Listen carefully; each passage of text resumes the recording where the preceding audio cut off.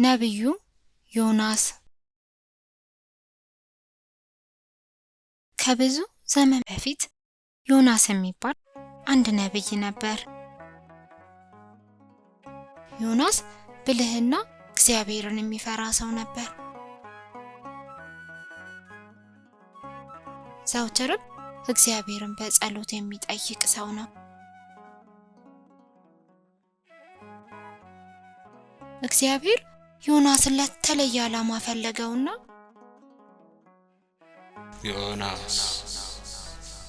ዮናስ ተነስተህ ወደ ታላቂቱ ከተማ ወደ ነነዌ ሂድ አለው።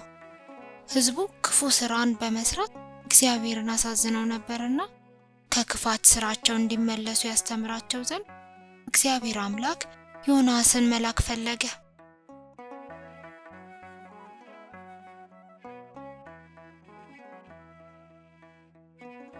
ነገር ግን ዮናስ ከእግዚአብሔር ፊት ሸሸ።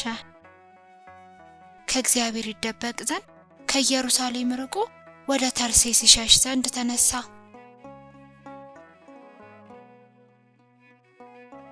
ወደ ተርሴስም በምታልፍ መርከብ ተሳፈረ። እንደ ዮናስ አስተሳሰብ እግዚአብሔርን ሀገር በመቀየር ከእርሱ ማምለጥ እችላለሁ ብሎ ነበር። ልጆች ከእግዚአብሔር መደበቅ እንችላለን ብላችሁ ታስባላችሁ? ይህ በፍጹም ስህተት ነው። እግዚአብሔር ሁል ጊዜ የትም ቦታ ብንሆን ያየናል። እርሱ የሌለበት ቦታና ጊዜ የለም። ዮናስ በመርከቡ ገብቶ ከተሳፈረ በኋላ በመርከቡ ውስጠኛ ክፍል ገብቶ ተኝቶ ነበር። እግዚአብሔር ግን ዮናስ የት እንዳለ ያውቅ ነበር። ስለዚህም ታላቅ ማዕበል ተነሳባቸውና መርከቧ በኃይል ተናወጠች። ውስጡ ያሉ መርከበኞችም እጅግ ተጨነቁ። መርከበኞቹም ዮናስን ቀሰቀሱትና ምን ነው ተኝታል? እንዳንጠፋ ያድነን ዘንድ ተነሳ አምላክህን ጥራ። እርስ በርሳቸውም ይህ ነገር በማን ምክንያት እንዳገኘ እናውቅ ዘንድ እንውጣ እንጣጣል ተባባሉ። ይህ ክፉ ነገር በማን ምክንያት እንዳገኘን እባክህ ንገረን። ስራህ ምንድን ነው? ከወዴትስ መጣ? ወዴትስ ትሄዳለህ? ሀገርህ ወገንህስ ምንድን ነው? እኔ ዕብራዊ የእግዚአብሔር ባሪያ ነኝ። ባህሩንና የብሱን የፈጠረውን የሰማይን አምላክ እግዚአብሔርን አመልካለሁ። ባህሩ ጸጥ ይልልን ዘንድ እንግዲህ ምን እናድርግ? ይህ ታላቅ ማዕበል በእኔ ምክንያት እንዳገኛችሁ አውቃለሁ። እኔን አንስታችሁ ባህሩ ውስጥ ጣሉኝ፣ ባህሩ ጸጥ ይልላችኋል። ምክንያቱም እኔ አምላክ ያዘዘኝን አልሰራው። እነርሱ ዮናስን ወደ ባህር መጣል በጣም ስለጨነቃቸው በድጋሚ ወደ ባህር ማንን እንጣል ብለው ዕጣ ተጣጣሉ። ዕጣውም በድጋሚ ዮናስ ላይ ወጣ። ከዛም ዮናስን ወደ ባህር ጣሉት። ወዲያውም ማዕበሉና ንፋሱ ጸጥ አለ፣ ባህሩም ተረጋጋ። ሰዎቹም እግዚአብሔርን እጅግ ፈሩ፣ ለእግዚአብሔርም መስዋዕት አቀረቡ።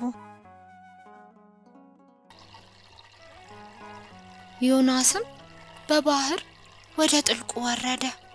እግዚአብሔር ግን ዮናስን እንዳይሞት ይረዳው ዘንድ ትልቅ አሳ ነባሪ ላከለት። አሳው ትልቅ አፉን ከፈተና ዮናስን ዋጠው። ዮናስም በውሃ ሰጥሞ ከመሞት ዳነና በአሳ ነባሪ ሆድ ውስጥ 3 ቀንና 3 ሌሊት ቆየ። ዮናስም ከአሳው ሆድ ውስጥ ያወጣው ዘንድ አብዝቶ ወደ እግዚአብሔር እየጮኸ ይጸልይ ነበር።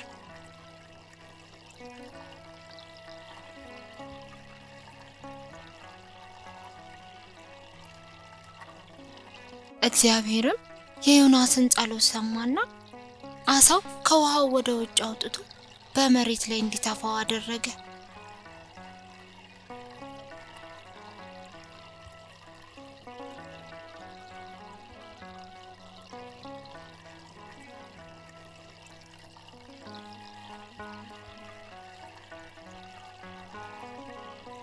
ዮናስም ባሸዋው ላይ ተቀመጠ።